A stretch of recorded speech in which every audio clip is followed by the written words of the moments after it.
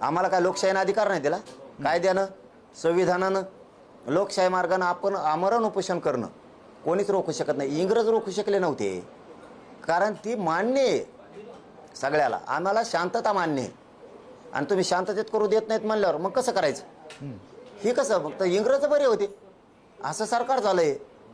तुम्ही नाही अडवणूक करू शकत, तुम्ही मराठ्यांचा वाटोळं नाही करू शकत, मराठ्यांचा गळा नाही घोटू शकत तुम्ही. आमच्या लेकराबाळांचे हाल होते. तुम्हाला काय होतंय? आमचे मराठी बारी आली इथं, तुम्हाला द्यायची वेळ आली की नुसतं पुढच्या वड्यात नुसती चर्चा काय चर्चा आणि फिरच्या रे? अंमलबजावणी कधी करायची? चर्चा कवर?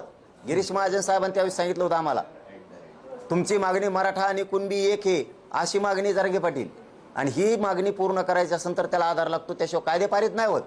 आम्ही समिती गठीत करतो. मग जस्टिस शिंदे साहेबांची समिती गठीत केली. त्या समितीने 58 लाख पुरावे दिलेत. अहवालसुद्धा सरकारजवळ दिला आहे. आणि मग अहवाल दिलेला असून सुद्धा आता त्यांना काढावं लागतो. आता बोलायला जागा नाही राहिली.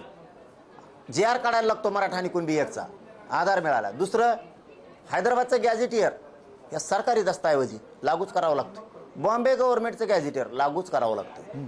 आणि सातारा संस्थांचं गॅझेटियर सगळा पश्चिम महाराष्ट्र आरक्षणात बसतो.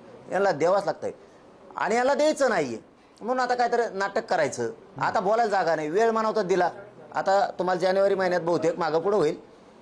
तिथं आपण उपोषणाला बसलो होतो त्यावेळेस सुरेश धस साहेबाला पाठवलं, मुख्यमंत्री देवेंद्र फडणवीस साहेबांनी. म्हणे आत्ताच सरकार स्थापन झाले, 10-20 दिवस झालेत, तुम्ही 2-3 महिन्याचा वेळ द्या, मग आम्ही अभ्यास करायला लावतो शिंदे समितीला आणि घेऊन टाकतो. 7 महिने झाले त्याला, 7 महिने. आता किती वेळ द्यायचा? यांना बोलायला जागा नाही म्हणून काय करायचं? आता खोटं नाटक काहीतरी पेरायचं आणि हे करायचं. आम्ही थांबत नसतो.